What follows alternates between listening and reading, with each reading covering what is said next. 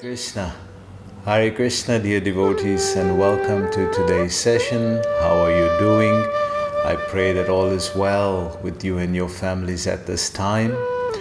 How are you managing with things? I'm always concerned how the devotees are doing and how they're managing during these trying times.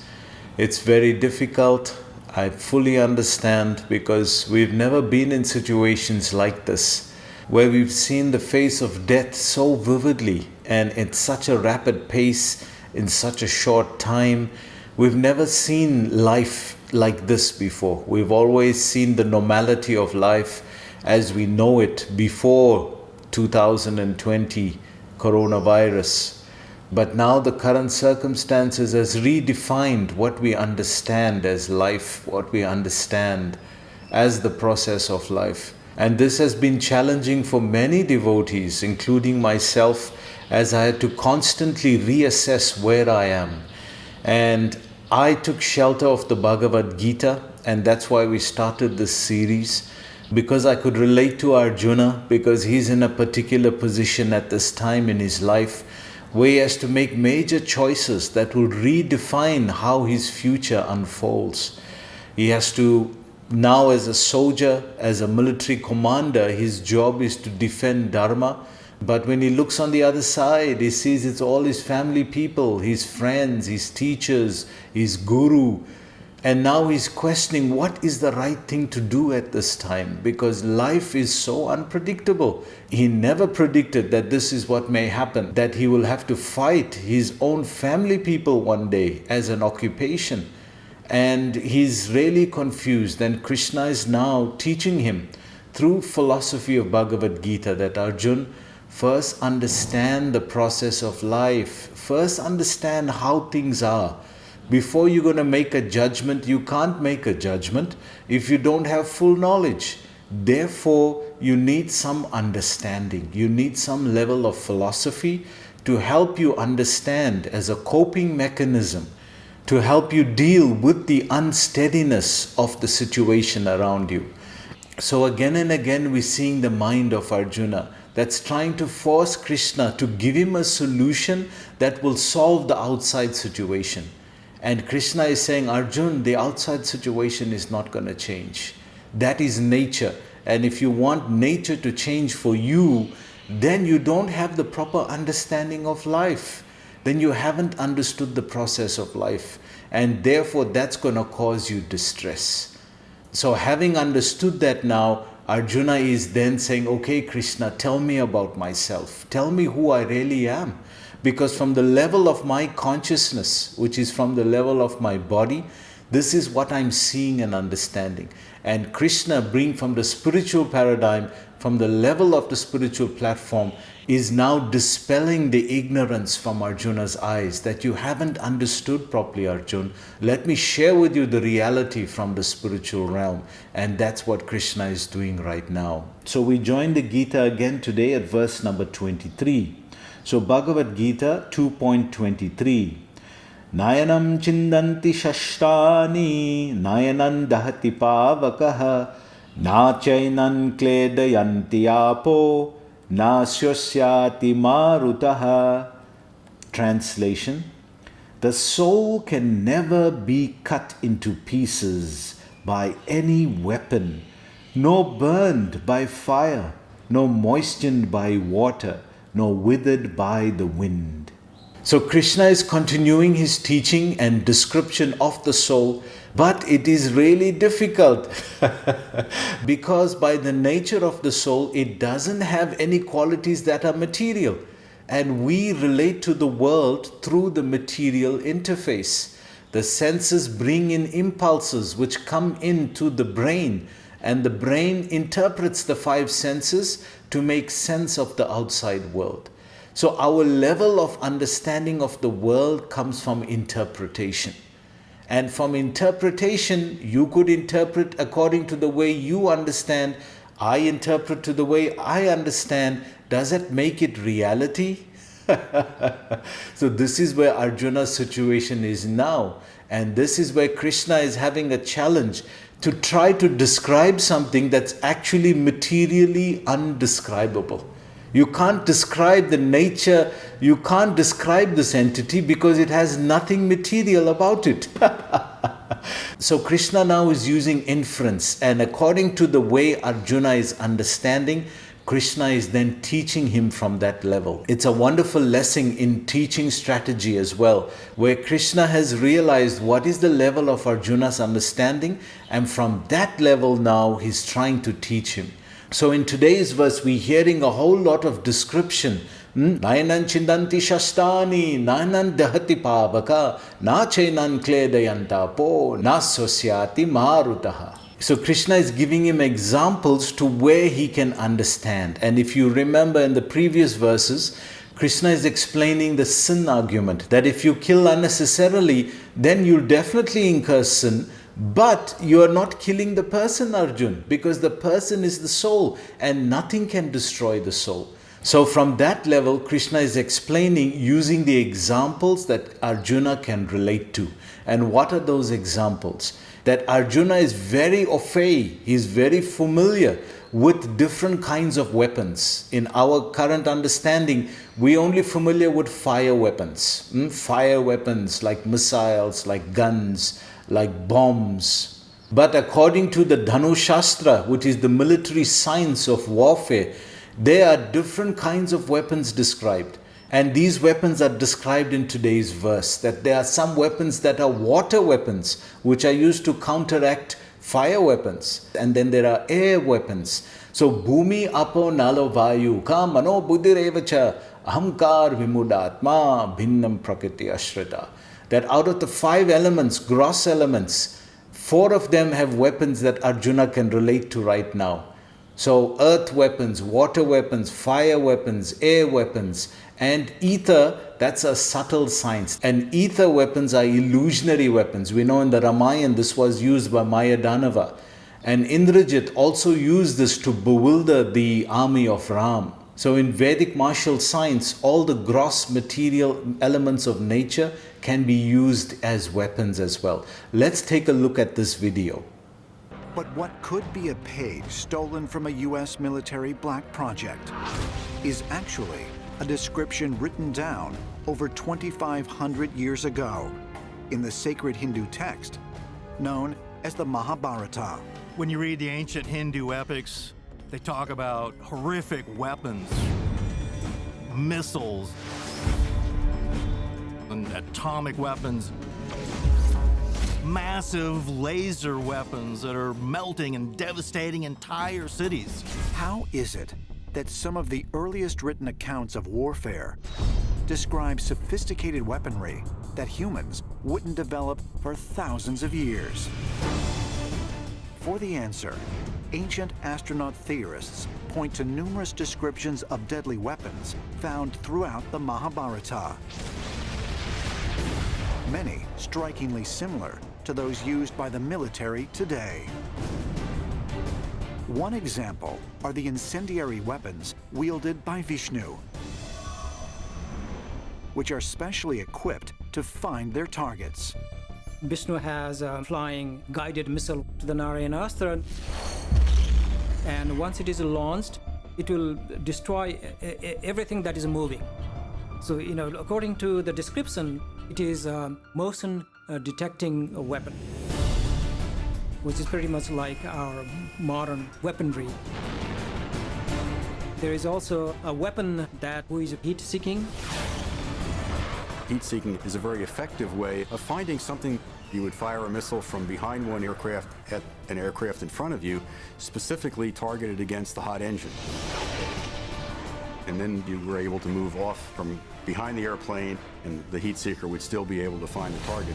In addition to guided missiles, the Mahabharata is filled with accounts of other sophisticated weapons. In the Mahabharata, 46 different types of weapon are described, and each one has a specific function. So Pasupata is a weapon that actually multiplies into 7 different arrows.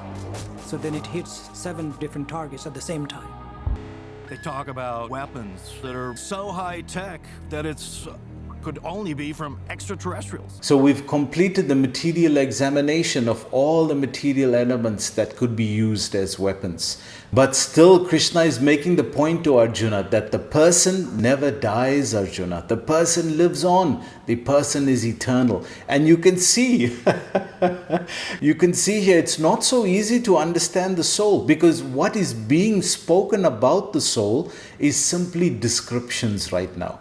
Ajo nitya shashvatam yam purano na hanyate hanyamane sharire. That the soul is unborn, it's ever existing, it's primeval, and it's not destroyed when the body is destroyed. So all we understanding of the soul now are descriptions. Because anything that will be described, if we can conceive of it, then it will be material. So therefore, what is being described to where we can relate and understand the soul from the bodily level of consciousness is all the descriptions we're getting now. That it's not born, it's ever existing, it's primeval, it's eternal, and now it's not burnt, it's not withered by the wind, it's not burnt by fire, it's not moistened by water, it's not withered by the air. All these things are descriptions, and this is the way the Upanishads explain things. It says it's not this, it's not this, it's ever existing, it's not like this, it's not like this. Then what is it? And that becomes very difficult to understand, because our understanding is only an interpretation from the five senses. That's why it's so difficult to explain something that's beyond the five senses. Our understanding of life is only an interpretation that the brain is doing. And could it misinterpret? Yes, very well so. That's an important point, that you're living your life under an understanding which you've interpreted from the external environment. And if that understanding is not correct, then could it be that you're living your life with an incomplete understanding? And that is what the dhira is, the person who's trying to understand everything. Because just from the bodily level, by the process of interpretation that the brain uses to understand the world, so many things can go wrong there. How then do we understand the reality of the world just by interpretation? We could easily make a mistake. And if that mistake is a lifestyle, if we're living our life according to that interpretation, then can you see where it's heading? So it's a very inefficient way to understand. The proper understanding is through disciplic succession. Parampara, evam parampara praptam imam rajasayo vidu. Sa kalena mahatas yoga nasta parantapa. In 4.2, Krishna is telling Arjun, you must understand this knowledge in disciplic succession, Arjun. Otherwise, by interpretation, you could very well make a mistake, and you'll have imperfect knowledge, will lead to an imperfect lifestyle. And by the end of your life, you'll be living your life according to what you understood, which very well could be incorrect. Then what do? All kind of weapons, swords, flame weapons, rain weapons, tornado weapons, etc. are unable to kill the spirit soul. So we discussed this point that Krishna is giving this understanding because Arjuna is a soldier, and he's making it relative to the way he can understand life. As a soldier, weapons is vital to his arsenal of defending dharma. So Krishna now is using the weapon analogy to explain to Arjuna how you're not killing the person. The person is still alive. The person is fully conscious. What is being destroyed is the body, and the body is simply the last level, the external level of consciousness. It appears that there were many kinds of weapons made of earth, water, air, ether, etc. in addition to the modern weapons of fire. Even the nuclear weapons of the modern age are classified as fire weapons, but formerly there were other weapons made of all different types of material elements. So we can see Prabhupada describing the arsenal of weaponry that a warrior would have used in the Mahabharata war. So there's two kinds of classifications. One is Shastra and one is Astra. So Shastra weapons are like the bow and arrow and the one-to-one combat weapons that could be used. But the astras were weapons given to highly graduated candidates of the military science, that they had to be very responsible. And with the astras, we get mantras, that these weapons work by mantras. By reciting a certain code, by reciting a certain mantra, it creates an energy vortex, which then manipulates nature to suit one's dharmic actions. Therefore, those who had astras were very few. Arjuna is one of them, where he was trained in the highest level, postgraduate level of military science, where you can manipulate nature using your weaponry and create exponential devastation using these weapons to defend Dharma. The responsibility is that only those who could defend Dharma were given this kind of mantras so that they can use weaponry to defend on a massive scale. Firearms were counteracted by water weapons, which are now unknown to modern science. So like you saw in the documentary, there are many kinds of weaponry that can be used, and they utilized all of them to defend Dharma. This is the vital point, that the knowledge of this kind of weapon technology is only given in the hands of those who can defend Dharma. If they're misusing their Dharma, then those personalities don't get the mantras to be able to use this kind of astras or celestial weaponry. Nor do the modern scientists have knowledge of tornado weapons. Nonetheless, the soul can never be cut into pieces nor annihilated by any number of weapons, regardless of scientific devices. So this is the point of this verse. As much as we're using the analogy of weapons, but the point is that the soul cannot be destroyed. It cannot be cut, it cannot be hurt, it cannot be wet, it cannot be withered, it cannot be burnt. None of these things can happen to the soul. It's only happening at the level of the body. So to understand this, one has to raise his consciousness to the spiritual platform, to a higher level of understanding, hearing from the authorities like Krishna and the disciplic succession, Srila Prabhupada, who is explaining all these things in great detail. So at our bodily level of consciousness, we can understand the spiritual level of reality. So having established that, we see again and again this Mayavadi concept comes up, right? Prabhupada is always trying to clarify this Mayavadi understanding. The Mayavad means, Vada means philosophy and Maya means illusion. The philosophy that we are God and we come under illusion here as the soul into this material realm. We have our Leela or our pastime here, and then we go back and merge into God. So this is the philosophy. So for the rest of the purport, Prabhupada clarifies this. And devotees, this is absolutely essential to understand our relationship with the Supreme. Because if we, under the understanding that we've become cleavable, we've broke off from the Supreme Lord, we are also God, and we're having a material experience, and then we merge back with God. If that is our understanding, then that brings out three very big important questions. And Prabhupada addresses that systematically one by one. Let's see this.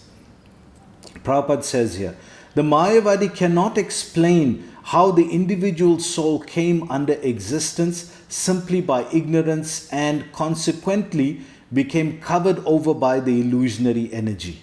See, this is the first argument, that if we are God and we covered over by the illusionary energy, that means the illusionary energy is more powerful than God because it's able to cover over God. Because at the end of the day, we are God and we've broken apart from the supreme oneness of God. So now we are separated. And we're not aware that we are God in our current state. We are illusioned. So that means there is a force that is more powerful than God, called illusion. So this brings a very important question. Who is the God? So if we believe this philosophy, then who is the God? Because by the Vedic definition of God, God means the Supreme Being, Ishvara. So if the Supreme Being has separated into what is us now, and this illusionary nature is covering the Supreme Being, that means then the illusion is more powerful than God. Then how can God be God? then the supreme illusion is God. That means the illusion is stronger than God, that he can cover him over. Otherwise, we don't want to be covered. We don't want to be illusioned. So there's something that God doesn't want to do, but yet he's forced to do. That means there's a superior God to him. Do you see the understanding of that? So the illusion argument doesn't make sense. That how can the illusion be greater than God? So that's the first argument. Now let's see the second one. Prabhupada says here, nor was it ever possible to cut the individual soul from the original supreme soul. Rather, the individual souls are eternally separated parts of the supreme soul, because they are atomic individual souls eternally, sanatana. They are prone to be covered by the illusionary energy, and thus they become separated from the association of the Supreme Lord. Just as the sparks of a fire, although one in quality with the fire, are prone to be extinguished when out of the fire. So this is the second argument, that if we are God and we separated into individual souls now, that means God is cleavable. Kledayanti apo. That means then that God is cleavable. He can be cut into pieces, which means he's changeable. And if he's changeable, then that is the quality of the material nature. So he can't be changeable, because as we studied and as Krishna is explaining to Arjuna, that matter is constantly changing. It's not permanent. But why we're wanting a permanent experience is because we're relating to the quality of the soul. Otherwise, where these qualities came from? Where this tendency to want to live eternally, to be unborn, we don't want to die, we want to constantly live on, where these qualities are coming from? It's not something we acquired from the material world. Because out there is no experience of such a thing. So where did these ideas come from? To be unborn, to be eternal, not to die, to be ever existing, to be primeval. And none of these qualities are in the outside world. So where does it come from? This is proof it comes from the soul. This is proof that it comes from the soul, because we are relating to a nature which is not in our reality at the level of the body. At our level, at the level of the body, we don't have this kind of experiences. So Prabhupada's argument here is that if the soul is separated from the Supreme Soul, that means then that the Supreme Soul is changeable, which gives it a material definition. It can't be spiritual. It's a material phenomena. Change is a material phenomena. So it goes against our understanding of the spiritual paradigm. So that's Prabhupada's second argument. Let's see the third argument. In the Varaha Purana, the living entities are described as separated parts and parcels of the Supreme. They are eternally so, according to the Bhagavad Gita also. So we know we describe this in the 15th chapter, 15.7. Mamevamsa jiva loke jiva bhuta sanatana manashastani indriyani prakatishthani karshati. Mam ev amsa, that part of me, jiva loka jiva bhuta sanatana, that the living being is an entity which is sanatana, eternally. If you understand what is eternally, that means there's no time when it's separated. So there is no time frame when we separated from the Supreme Being and became divided and now having a soul experience. So that's the first evidence. And then again in 15.16, Krishna describes three levels of entities. He describes the Kshara, the living being, the Akshara, the liberated living entity, and the Purushottama, the supreme living entity. So all of those are existing on three different levels eternally. So even after being liberated from illusion, the living entity remains a separate identity, as it is evident from the teachings of the Lord to Arjuna.